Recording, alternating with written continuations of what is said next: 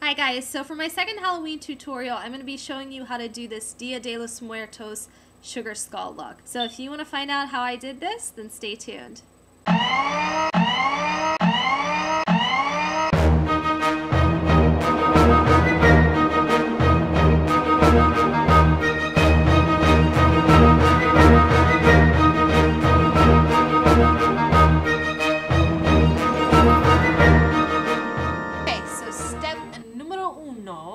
You want to white out your face. I'm using the NYX Jumbo Pencil in Milk, and you just want to kind of get this all over. You can use any kind of white cream base and just kind of leave the hollows of your eyes empty right now. Once you have the white all over the skin, you're going to want to set that with some kind of white powder. You can use a white eyeshadow. I'm using this powder. It's by Laura Mercier. It's called Stardust. And this all over. The most important thing is just setting it. Next step is going to be hollowing out the eyes. As you can see, I did this one already. What you're going to need is just a creamy black pencil, and you're going to start to outline just the whole hollow of the eye. So I kind of start right through the eyebrow, and then you're going to just kind of carry that around. And I'm just extending this through my brow and making a little point there, as you can see that I've done here. And I'm just going to follow it down underneath the eye.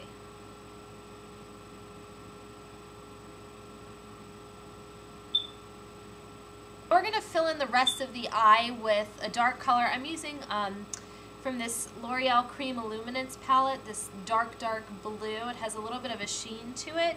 You can use any bright color, you can use black. This is really kind of your own interpretation on what color you want to use. So we're just going to go ahead and fill this in all over the rest of the eye.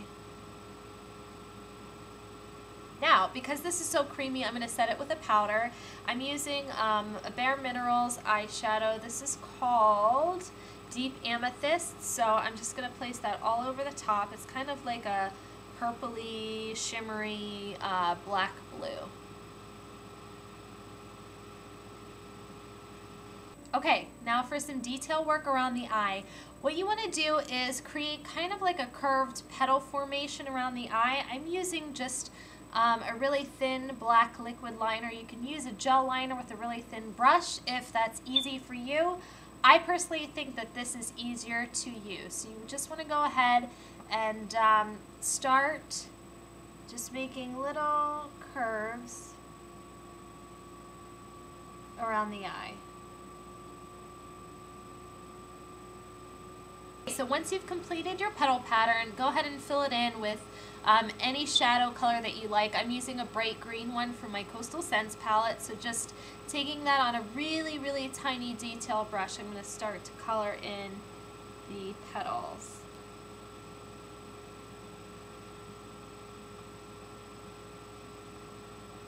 Now that I've filled in the petals with the green shadow, I'm going to top it off with the Gold Glitter by LA Splash.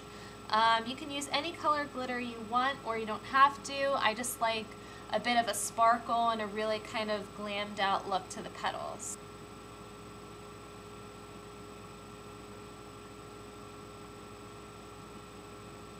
So traditional sugar skulls have roses in the eyes, and I really wanted to pay homage to that really cool image.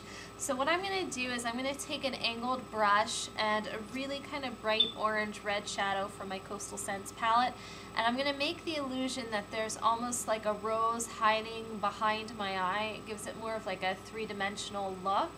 So I'm just picking up the shadow, and I'm going to start to just make curved petals as if it's right behind. And it's okay, you don't have to outline this. Doing it this way gives it like a really kind of faded out, tattooed effect.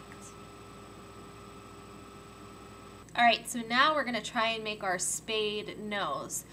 Because it can be a little difficult if you're really blending all the way down here when applying the color, what we're going to do is pretty much just make an upside down heart. So I'm taking that black liquid liner again, and I'm just going to try and etch in the shape.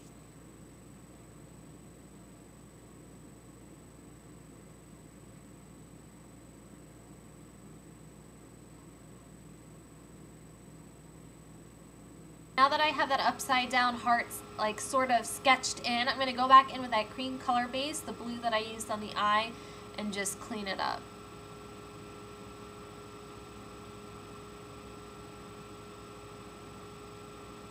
And the next thing we're going to do is create kind of like a teardrop in the little Cupid's bow. So I'm going to go back in with my liquid liner, and I'm just going to start to make a little teeny tiny teardrop shape.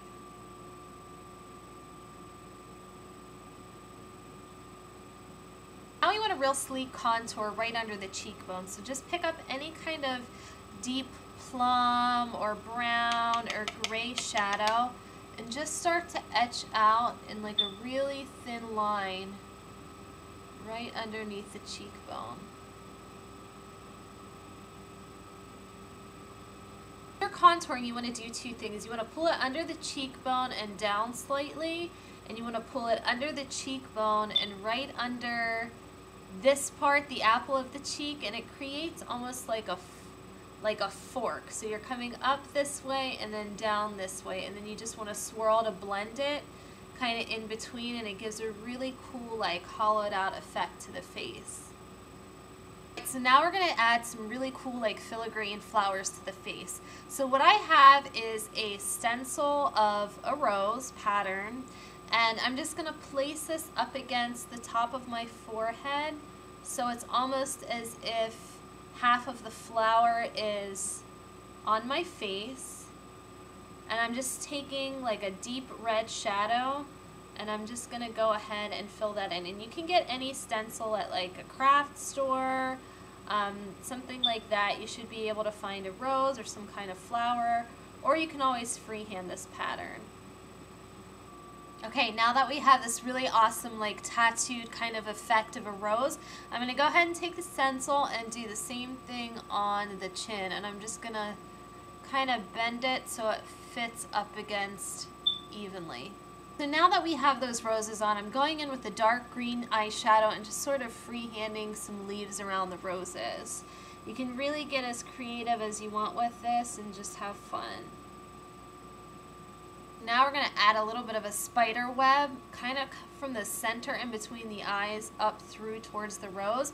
So just take your liquid liner again and go ahead and start from the center.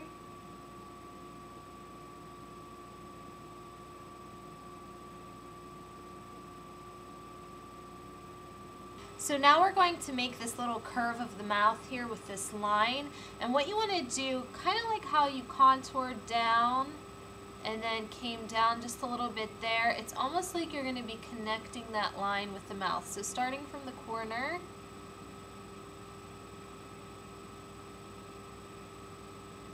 you just want to kind of fade it out, kind of curve up and go out almost as if you're going to meet up with that contour. So now we're going to add the little marks of the teeth. So I'm going to kind of start in the center and then just work my way outward.